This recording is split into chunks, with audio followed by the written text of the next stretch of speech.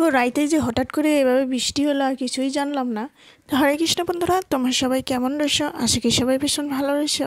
তো আজ সকাল থেকে ব্লগটা স্টার্ট করলাম। তো এখন বাজে 7:15। আজ সকাল সকাল উঠে আগে স্নান করে নিয়েছি, তারপর ঘরের কামটা স্টার্ট করব।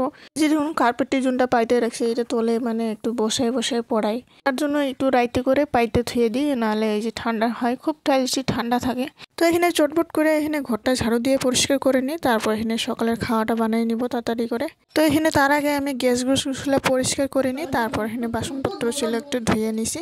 আমাদের অনুরাধাও এই যে এখানে উঠেই গেছে। তারপরে এখানে দেখুন এখন উৎপাত আরম্ভ হবে।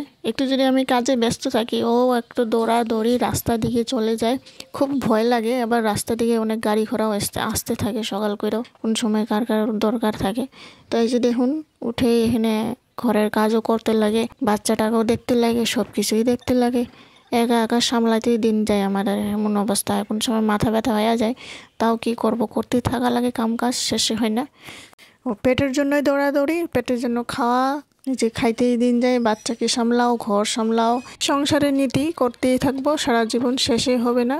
তো সকালে কিছু না খেয়েও আগে আমি জল খেয়ে নিই। জল খেলে শরীরটা মানে একটু এনার্জি পাওয়া যায়। শরীর সারাদিন কাম করাটা মানে শরীরটা একটু হাফসে যায়, তো মাঝে মাঝে জল খেতেই থাকা লাগে। তো এখানে সকালে একটু ডাল খিচড়ি করেছিলাম, তারপর বেগুন ভাজা করেছিলাম। বেগুন ভাজা দিয়ে সকালের খাওয়াটা খেয়ে তারপর এখানে দুপুরে রান্নাটা স্টার্ট করি।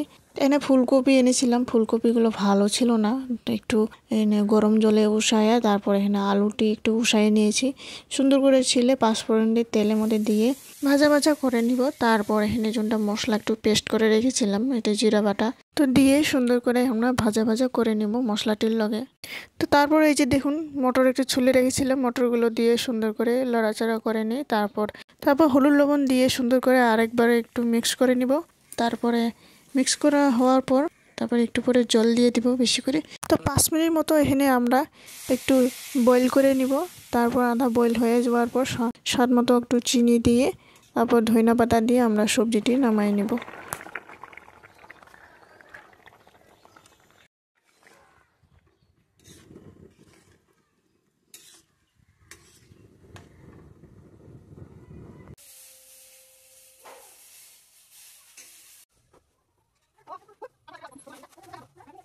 তো বন্ধুরা, আজকের ব্লগটি আমার কেমন লেগেছে একবার লাইক কমেন্ট শেয়ার সাবস্ক্রাইব করে জানাবেন। আশা করি নেক্সট ভিডিওতে দেখা হবো। আজকের জন্য টাটা, বাই বাই। কি করতেছো তুমি?